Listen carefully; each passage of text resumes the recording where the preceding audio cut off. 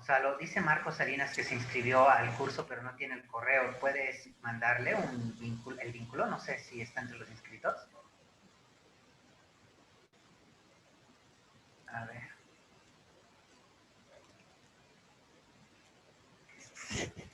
¿Me copiaste, Gonzalo?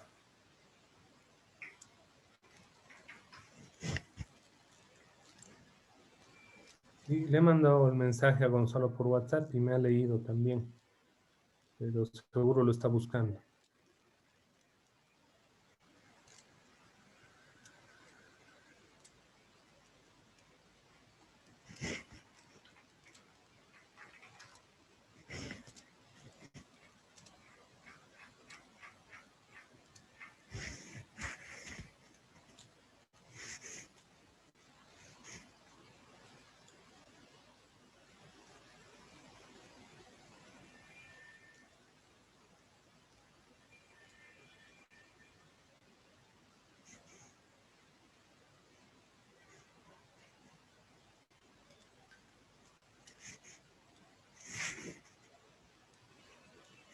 A ver, te paso, Gonzalo, el correo de Marco Salinas. No está inscrito, pero te paso el celular, el correo para que lo escribas.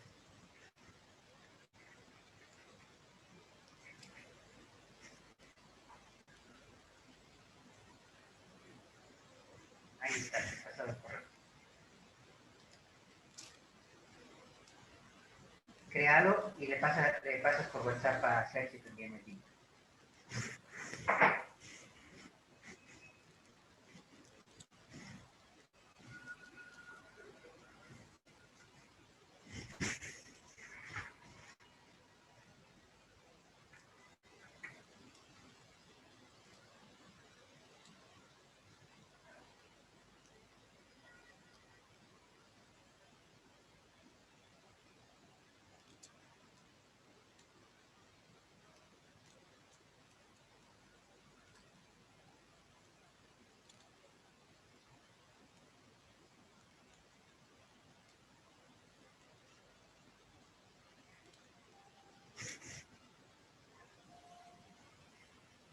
¿Ya lo tienes, Gonzalo? Si gustas, como es 9:30, podemos iniciar transmisión. Tú nos das OK.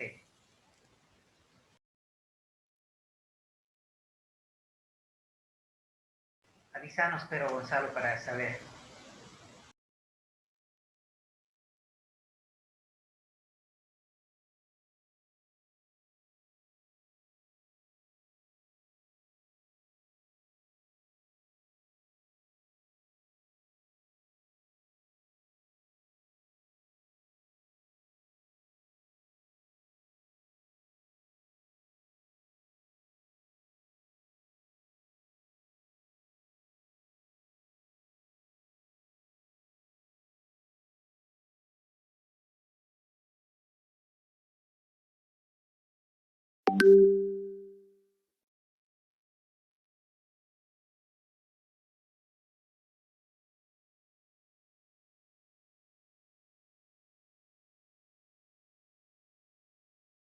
Gonzalo debe estar con esto de manos. Por favor.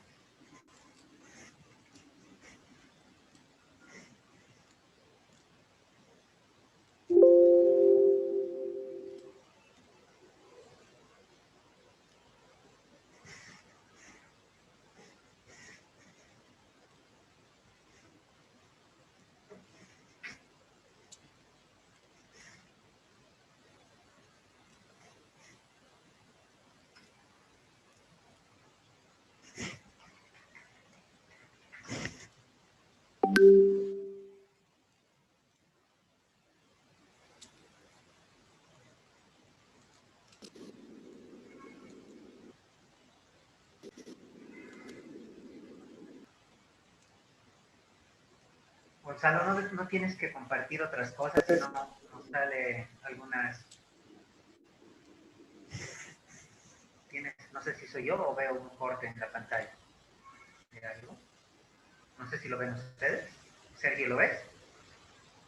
No, No, bueno, soy yo abajo, entonces. Sí, abajo. Sí. abajo a la derecha. Ahora ya no. OK. ¿Ya lo tienes, Gonzalo?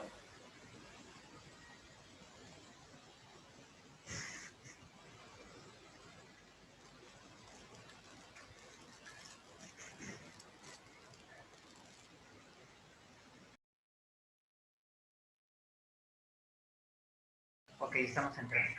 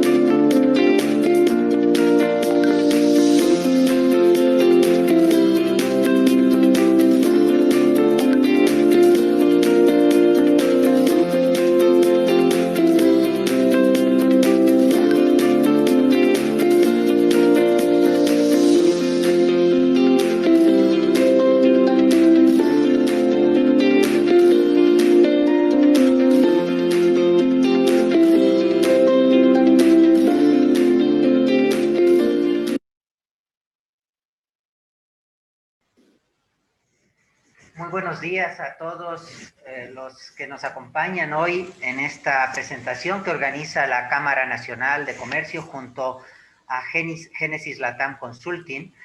Hoy tenemos el placer de realizar un webinar corto para presentar un libro, 2000 años liderando equipos, aprendizajes del management exitoso. Todos sabemos que el secreto del éxito en las empresas está justamente en gestionar el talento, en lograr que ese talento se traduzca en resultados y que esos resultados logren los objetivos fijados.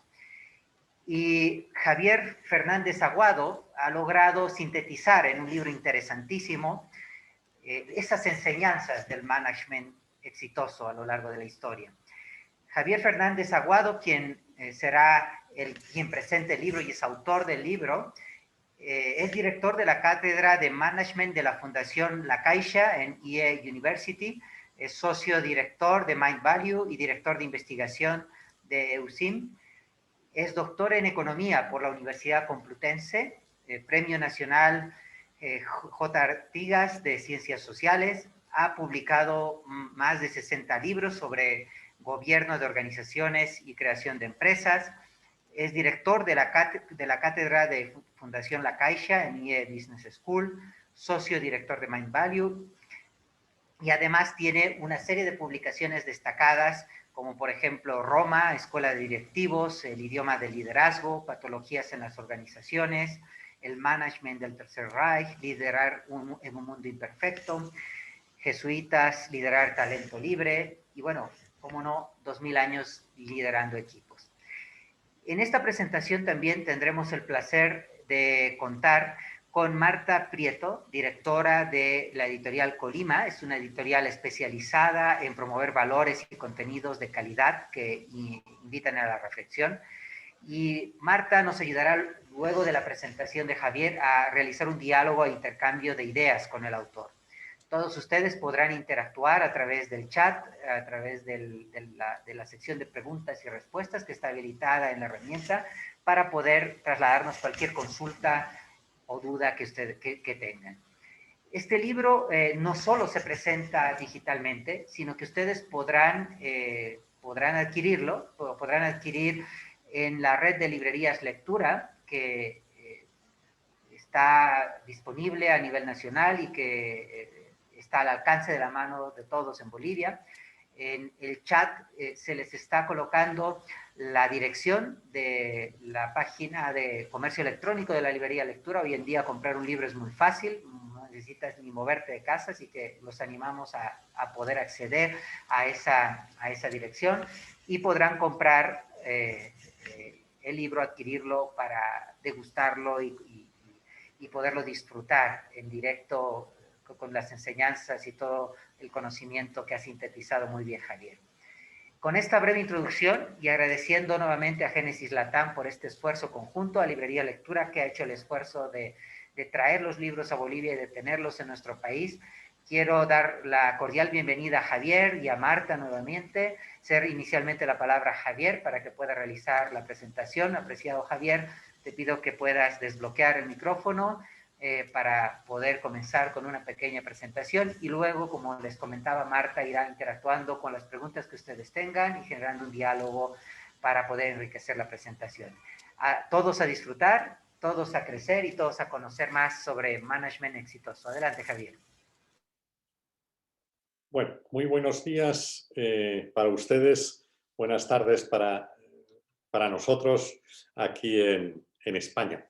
Recuerdo con gusto la ocasión en que estuve en Bolivia para impartir una conferencia en Santa Cruz y luego conocer los alrededores de esa maravillosa ciudad y en concreto algunas misiones franciscanas. Les voy a explicar brevísimamente a qué me dedico y entraremos inmediatamente en el contenido del libro. Yo divido mi jornada fundamentalmente en dos. Una parte de mi vida la dedico a investigar. Trabajo un poco como arqueólogo del management, tratando de extraer conocimiento de culturas pasadas. Como muy bien explicaba Lorenzo, he dedicado años a analizar el management de la Roma imperial, que dio lugar a un libro, Roma Escuela de Directivos, también en Egipto, Egipto Escuela de Directivos, en la Grecia clásica y luego en organizaciones como la Compañía de Jesús o como el Partido Nazi, el Management del Tercer Reich o el Partido Bolchevique. Bien, hace tiempo acariciaba la idea de poder dedicar tiempo suficiente para investigar el management de la organización más longeva de la historia, que coincide con que disponemos de una documentación colosal porque desde su comienzo quiso dejar constancia de sus decisiones, de sus políticas expansivas, etc. Estoy hablando, evidentemente, de la Iglesia Católica. Hay dos modos de acercarse, al menos, a la Iglesia Católica. Un modo es desde el punto de vista de la fe y de la creencia. Esta es una alternativa. Otra alternativa es desde el punto de vista de la gestión. Yo lo he hecho desde este segundo punto de vista. Cómo se han tomado las decisiones, cómo se ha seleccionado al personal, cómo se le ha formado, tanto en la Iglesia en su conjunto como en docenas de las organizaciones que han nacido en torno a la institución que proclama el mensaje de Jesucristo. Y esto me ha supuesto 3.000 horas de inversión en investigación que han sido posibles gracias a la Fundación La Caixa. El fruto definitivo, que es también estéticamente precioso, es obra de Marta Prieto y de la editorial Colima, a quienes estoy particularmente agradecido. El libro se compone de 72 capítulos. ¿Y qué es lo que van a poder encontrar en él? Bueno, enseñanzas aplicables en la toma de decisiones para sus organizaciones hoy mismo. Evidentemente hay un montón de conocimiento acumulado, pero en cada capítulo he diseñado 10 enseñanzas muy aplicables en el día a día. De tal forma que dentro de la obra se podría decir que hay un sublibro que podría titularse 720 enseñanzas, ya que estamos hablando de 72 capítulos. Para esta presentación quería referirme a una de las organizaciones tratadas en el libro, porque en el libro ustedes van a poder encontrar de los 266 papas, yo he elegido 16, que creo que aportan enseñanzas específicas relevantes para el gobierno de personas y organizaciones.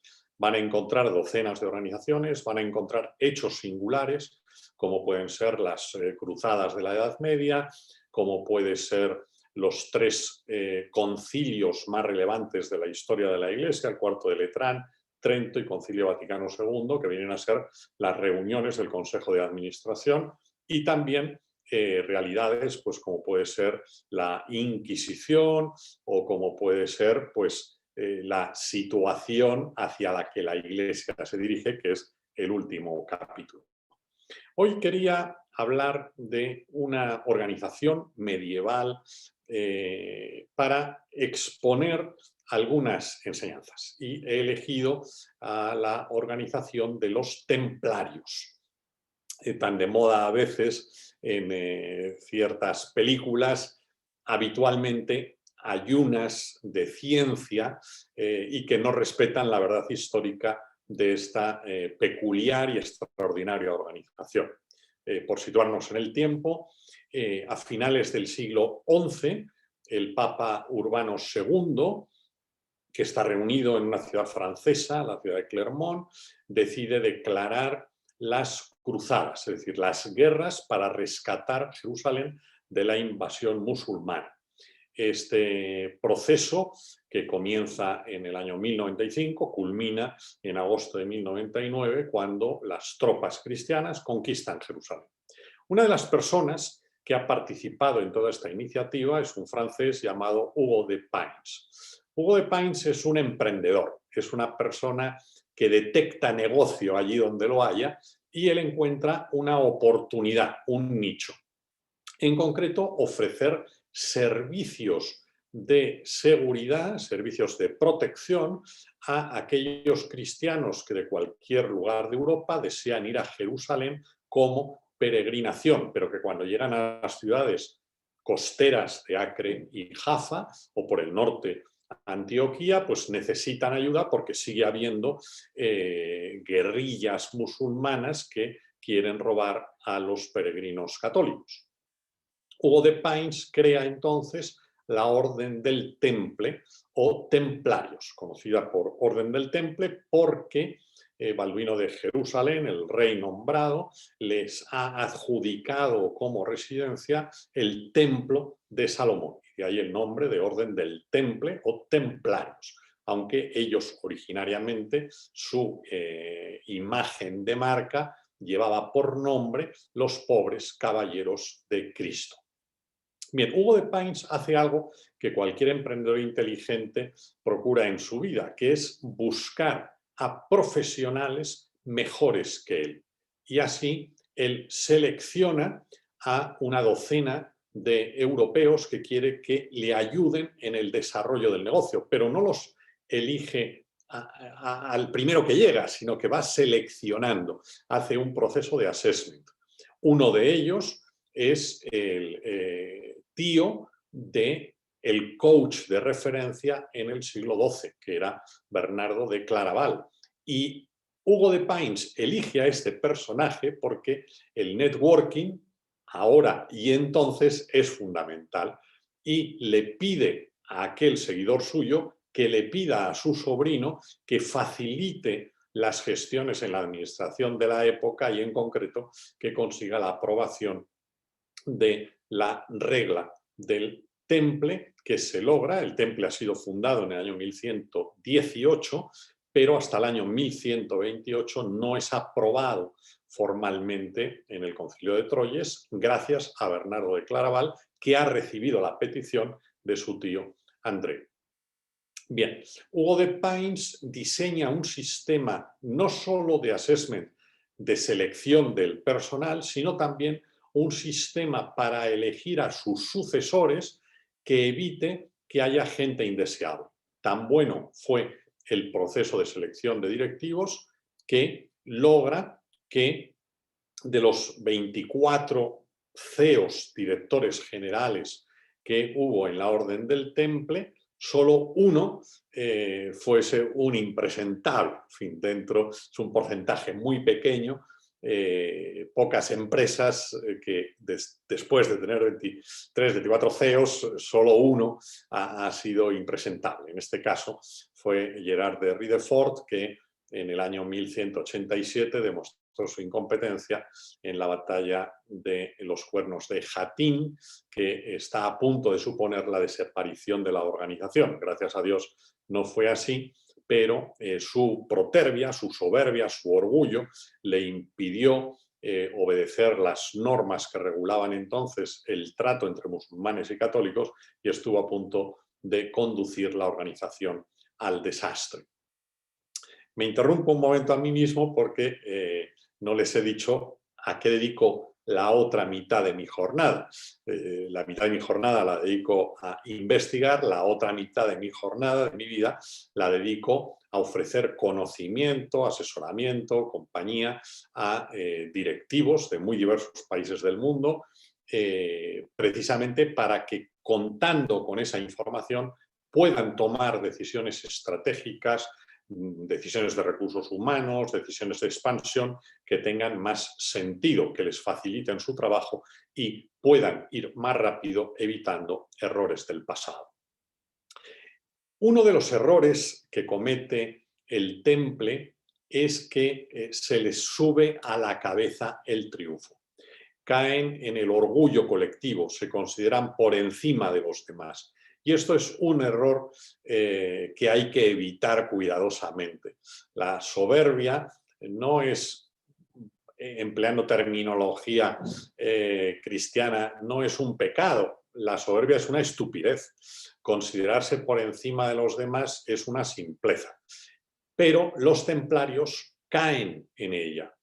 ¿Por qué? Porque como han organizado muy bien la estructura, van creciendo, van recibiendo donaciones, se extienden sus propiedades, son los originarios de la banca tal como hoy la conocemos, inventan la letra de cambio, inventan los depósitos a plazo, etc.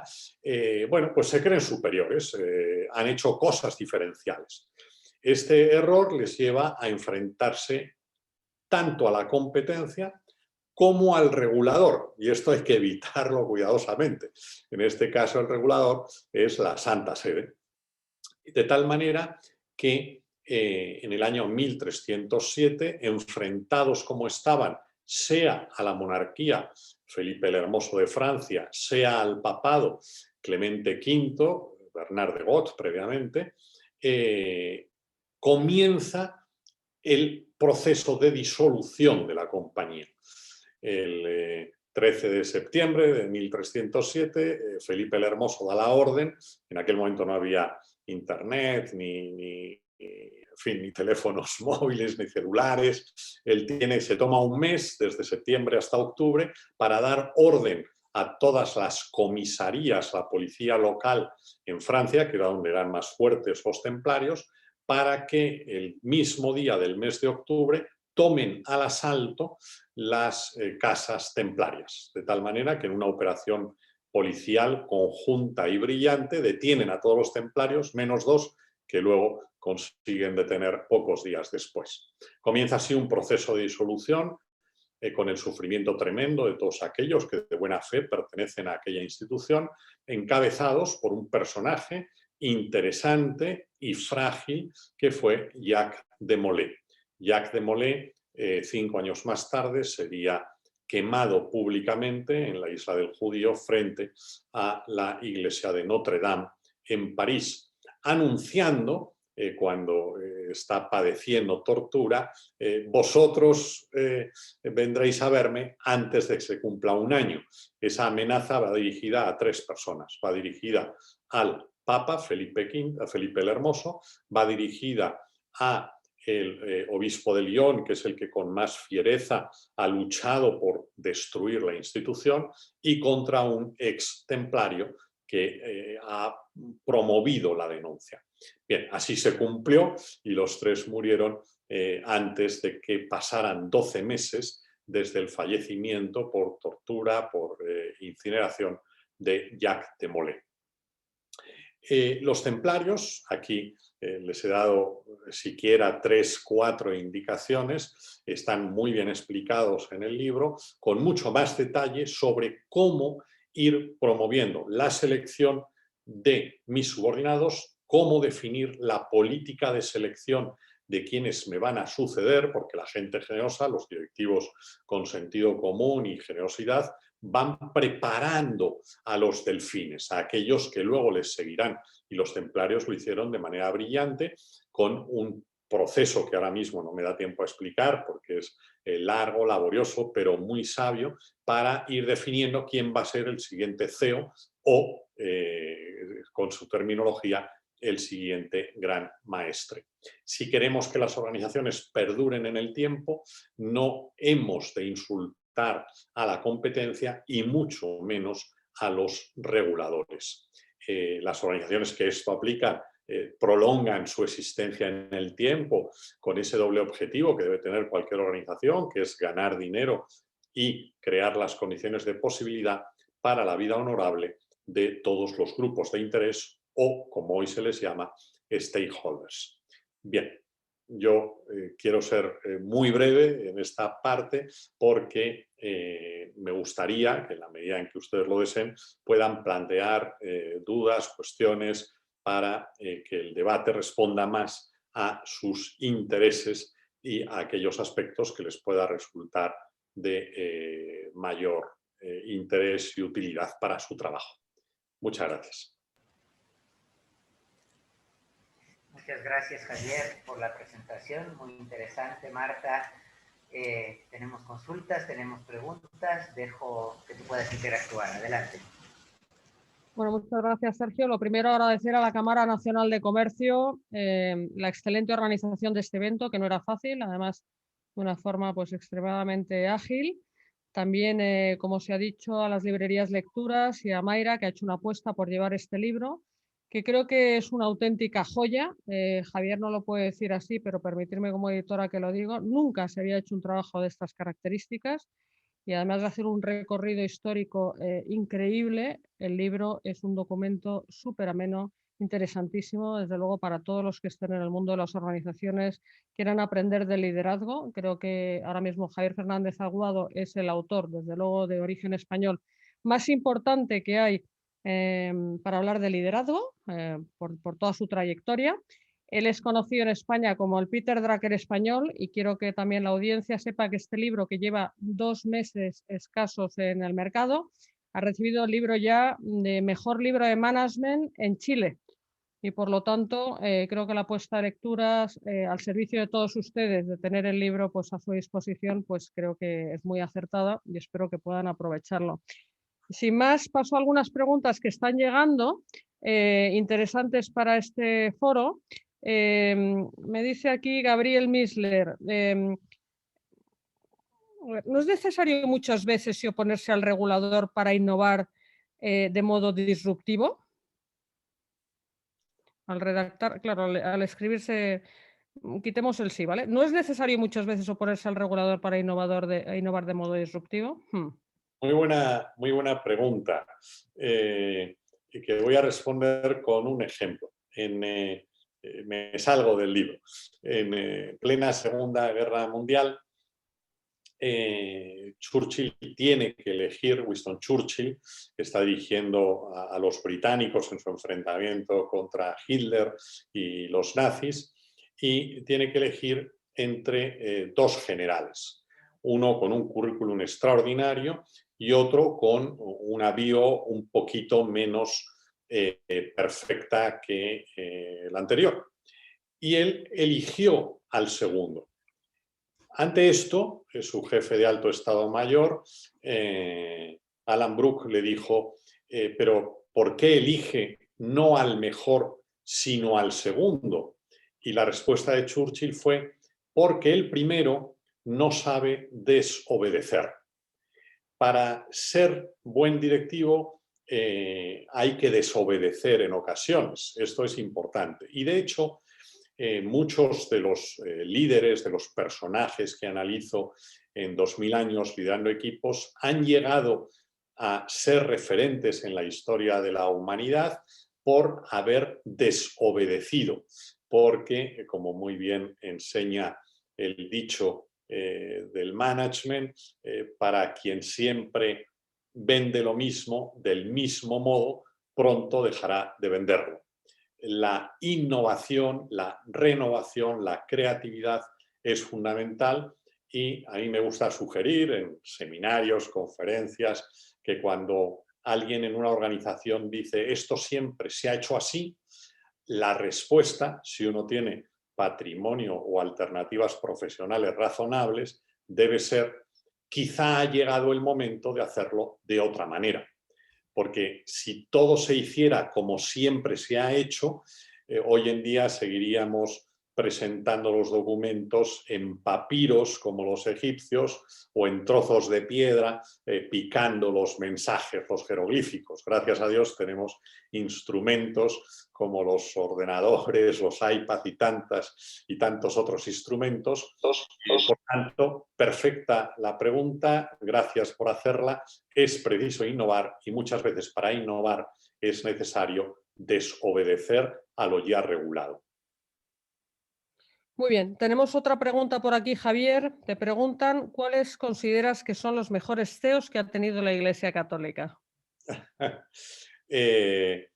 Vamos a ver, entre los 266 CEOs, yo me los he estudiado a todos para seleccionar a los 16 que abordo en el libro.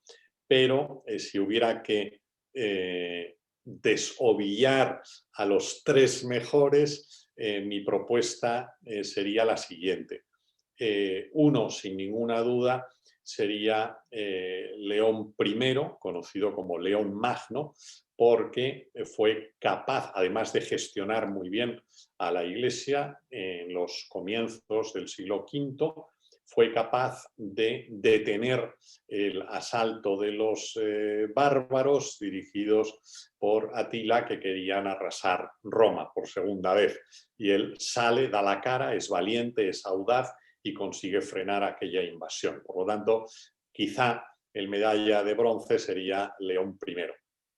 El medalla de plata quizá podría ser Gregorio I. Gregorio I, también conocido como Gregorio Magno, es el, digamos, promotor del canto conocido hoy como canto gregoriano, que se sigue escuchando todavía en algunos monasterios e iglesias y que algunos han utilizado para música de mindfulness mucho más profundo. El gregoriano, él impulsa eso, pero hace algo sublime, que es escribir un libro, la Regula Pastoralis, que es uno de los primeros grandes libros de management, donde explica a las autoridades de la Iglesia, en concreto obispos y otros prelados, cómo hay que gobernar, la Regula Pastoralis, de la que yo hago una selección de puntos, me detengo en los que considero más relevantes para el presente en el libro. Y la medalla de oro iría, en mi opinión, a un contemporáneo, que es San Juan Pablo II. San Juan Pablo II, que muchos de los que estamos aquí habremos escuchado o conocido personalmente, es un personaje único porque primero fue elegido muy joven, con 58 años, fue papa. Esto es muy poco frecuente porque los cardenales casi siempre procuran elegir a un papa de transición, aunque a veces se equivoquen, y alguno que parece que se va a morir joven, luego, perdón, que se va a morir pronto, luego tarda mucho, pero en este caso Juan Pablo II es elegido muy joven para el cargo, con 58 años, y durante décadas gobierna con brillantez, encabezando la caída de la ideología más demoledora que ha existido en la historia de la humanidad, aunque ahora mismo tenga franquicias en muchos lugares del mundo, incluida en España, que es el comunismo. Él encabeza la caída del muro de Berlín, encabeza, digamos, la clarificación de ideas, de decir, con la libertad humana no se juega.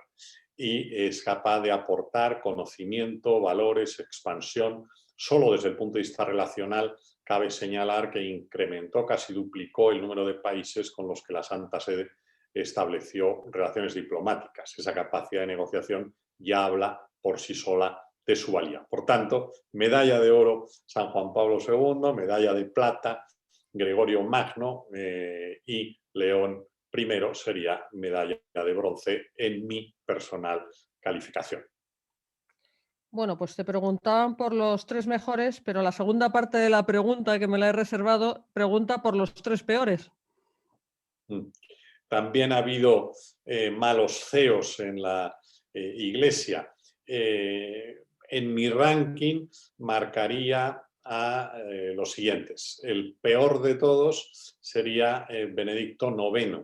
Benedicto IX era un personaje que pensaba mucho más en el ocio y en su gusto que en el gobierno que le había sido confiado, y de hecho fue papa hasta 3 veces, porque él una vez dejó el papado, luego regresó, luego vendió el puesto y luego regresó de nuevo. Un perfecto desastre.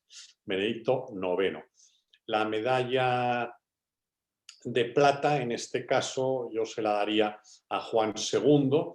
Juan II, la culpa no fue solo suya, la culpa fue de quien le eligió, porque fue seleccionado cuando tenía apenas 18 años, y una persona con 18 años, la testosterona disparada y todo el poder en su mano, pues lo que hizo fue montarse un burdel donde perdió el tiempo y también la vida, porque fue asesinado no en el burdel, sino en casa de un caballero mientras estaba encamado con su señora. Por tanto, el segundo papa desastre, medalla de plata, sería este caballero, y el medalla de bronce sería Alejandro VI, el papa Borgia, de origen español, que tuvo una vida muy poco ejemplar, aunque tomó decisiones sabias en algunos aspectos de la administración de la Iglesia. Pero si en cualquier líder se pide ejemplaridad en una institución como la Iglesia, es obvio que esa ejemplaridad debe ser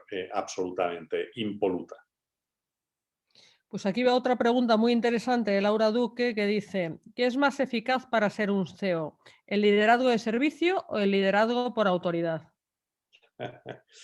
En el corto plazo es más eficaz el liderazgo por autoridad. Yo he dicho que hay una historia de sistemas de gobierno. Empezó por la DPL, el primer sistema de gobierno que hubo fue la DPL, hasta hoy en día que predicamos la DPH, y entre medias hay 8 sistemas de gobierno. La DPL, o dirección por latigazo, fue el sistema de gobierno que se empleó en Egipto, o que se ha empleado más recientemente o se sigue empleando en países como Cuba, o se utilizó en la Alemania nazi, o se empleó. Bien, la DPL es un desastre, ¿no? La DPA, la dirección por autoridad, está bien. Hay momentos en los que es imprescindible dar un puñetazo encima de la mesa y decir así se hacen las cosas, pero funciona en el medio plazo y como mucho en el corto plazo. El liderazgo de servicio es mucho más atractivo porque el líder tiene que ir por delante, el líder no debe ir por detrás empujando, el líder debe atraer el interés, debe generar el compromiso para que la gente quiera sacar adelante el proyecto. Yo diferencio entre un directivo y un líder. Me gusta definir como directivo a aquella persona que logra que los demás hagan lo que tienen que hacer, independientemente que sea mediante el látigo, la amenaza, la autoridad, y el liderazgo, que es el líder, es aquella persona que logra que quienes dependen de ella quieran hacer lo que tienen que hacer. Es decir, genera compromiso. El compromiso permite que las organizaciones funcionen mucho más en el largo plazo. Aunque, y ya termino la respuesta, hay que tener en cuenta que por muy bueno que sea el ejercicio del liderazgo de servicio, nunca en ninguna organización a partir de 20 personas, el 100% pueden estar comprometidas. Le preguntaron una vez a Juan XXIII, el Papa que promovió el Concilio Vaticano II, le dijeron: oiga, ¿cuánta gente trabaja en el Vaticano? Y Juan XXIII respondió: yo creo que aproximadamente la mitad. Y no me parece mal ratio, porque conozco muchas organizaciones que no lo logran. El líder genera compromiso, pero por mucho compromiso que genere el liderazgo de servicio, hay que asumir que habrá un porcentaje de gente que no querrá trabajar. Pues al hilo de lo que comentas, viene otra pregunta muy al caso. Preguntan la diferencia entre un líder y un manipulador, Javier. Yo propuse hace tiempo que el liderazgo es como un idioma que debemos aprender si queremos dejar de ser meros directivos. Ese diccionario tiene 3 partes. Una primera parte son terminología técnica. Si queremos liderar algo, tenemos que ser muy buenos en lo nuestro. Si a mí me nombran director de auditoría de una compañía, pues tengo que saber muchísima contabilidad, muchísima legislación, etcétera, ¿no? No puedo liderar algo si no sé de lo que estoy hablando. La segunda parte son los denominados falsamente soft skills, porque de soft no tienen nada. Aprender a motivar, a empatizar, a negociar, a hacer presentaciones, etcétera, no es para nada sencillo. Estas dos partes las pueden tener los líderes y los manipuladores, pero lo que diferencia a un líder del manipulador es la tercera parte del diccionario, que es la ética. Los líderes defienden valores, ejercen valores, y los manipuladores son aquellos que utilizan, manipulan a la gente. Me contaban hace años de un auditor de colegios en Cuba que visitando un colegio les preguntó a los niños: a ver, niños, ¿quién es vuestra madre? Y gritaron los niños: la Revolución Comunista. ¿Y quién es vuestro padre? Preguntó, y respondieron los niños: Fidel Castro.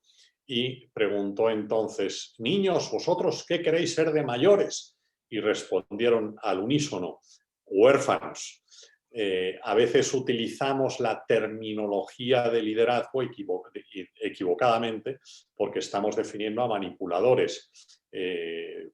Manipuladores fue Lenin, un manipulador asesino, Stalin, Mao Zedong, Che Guevara, Maduro y tantos otros que todavía siguen en el presente. Líderes son personajes como Gandhi, como Juan Pablo II, como Teresa Calcuta, gente que ha hecho cosas buenas para muchos. Los manipuladores han dañado a aquellas personas que pusieron la confianza en ellos. Muy bien, una pregunta de otra naturaleza. Preguntan qué diferencia te has encontrado, Javier, a la hora de escribir este libro frente a otros proyectos también que tenían contexto histórico, como Camaradas, de Lenin a hoy, etcétera. Sí, este libro me ha resultado particularmente desafiante por varios motivos. Primero, por la extensión de la documentación que he tenido que manejar, que me ha implicado viajes, visitas a archivos, a bibliotecas, conversaciones con personas, más que otros libros, aunque cada uno de los libros procuro documentarlo al máximo de mis posibilidades. Cuando escribí Camaradas de Lenin a hoy, visité gulags soviéticos, visité campos de concentración, lo mismo que hice cuando escribí El Management del Tercer Reich, visité diversos campos de concentración para entender qué fue visualmente la Alemania nazi. En este caso también he acudido a lugares como Viterbo, como Anagni, como Nápoles, como Rocaseca, como Roma, y he pasado temporadas para poder experimentar, vivir e investigar in situ. En segundo lugar, en este libro hay algo diferencial, que es la presencia de una realidad sobrenatural que uno la puede más o menos compartir, pero a verla hayla. El mayor historiador de la Iglesia del Papado, que fue un alemán en el siglo XIX, Ludwig von Pastor, y además, como hacen los alemanes, escribió una breve descripción del papado en 70 libros, pues cuando fue a entregar su libro, cuentan, como dicen en Italia, se non è vero e ben trovato, si no es verdad, la verdad es que es buena la anécdota. Cuando fue a entregar a León XIII su obra, le habría dicho, ahora soy mucho más creyente que antes. León XIII habría respondido, pero ¿cómo es posible si habrá hecho un análisis y ha visto la cantidad de miseria en los CEOs que ha tenido la Iglesia? Y Ludwig von Pastor habría respondido, por eso, porque ninguna organización que no fuese de Dios habría sobrevivido a tanto gobernante desastroso. Bueno, pues la Iglesia tiene un aspecto sobrenatural. Sin ese aspecto no se entendería su pervivencia en el tiempo. Por otro lado, y todo hay que decirlo, junto a esas ovejas negras del pasado y del presente, gracias a Dios, hay una inmensísima mayoría de gente que ha dado su vida en servicio por los demás gracias a la fe católica. Lorenzo, ¿puedo hacer una pregunta más? Esta es mía. Adelante, Marta, cómo no. Que ya no hay Vamos. preguntas de los participantes. Me gustaría preguntarte, Javier, ¿a quién va dirigido este libro? Pues la verdad es que a cualquier lector, evidentemente hay mucho de ciencia de management, por tanto para directivos puede ser de interés para historiadores, puede ser de interés para creyentes y para no creyentes, y puede ser de interés para cualquier persona que tenga un cierto interés cultural. Evidentemente no es un libro que uno pueda disfrutar mientras está viendo un programa, diríamos aquí en España, de Sálvame o su equivalente local. Es un libro que exige centrarse, concentrarse, pero sirve para cualquiera porque la toma de decisiones, independientemente de que seamos o no directivos, nos implica a cada uno a diario. Por tanto, el público objetivo es prácticamente cualquier persona con un mínimo de cultura. Genial, pues Lorenzo, yo mi misión ha concluido. Gracias, Javier. Gracias a vosotros. Te paso a ti, Lorenzo, la dirección de esto.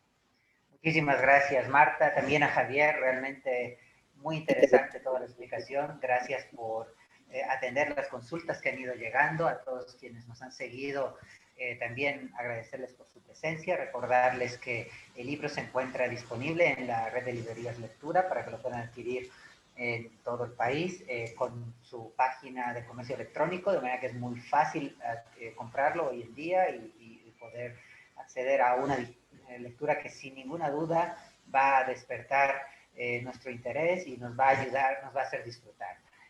Javier decía que esta gestión exitosa tiene que ver primero con ser buenos en lo nuestro, es decir, tener una perspectiva técnica sin ninguna duda, desarrollar una serie de soft skills como empatía, negociación, motivación, y concluía con algo que creo que es muy importante en estos tiempos, la ética, porque los líderes defienden y ejercen valores. Muy bien, Javier, realmente una conclusión muy interesante y seguro que en 2000 años liderando equipos habrá muchísimas otras enseñanzas del management exitoso. A descubrirlo leyendo, que leer es un placer. Gracias por acompañarnos, el libro está en sus manos para disfrutarlo. Javier, muchísimas gracias, te dejo con la despedida. Gracias a Marta también por la moderación. Un placer. Gracias a todos. Gracias a ti, Lorenzo. Gracias a todos. Un abrazo y todo lo bueno. Adiós, Bolivia. Gracias.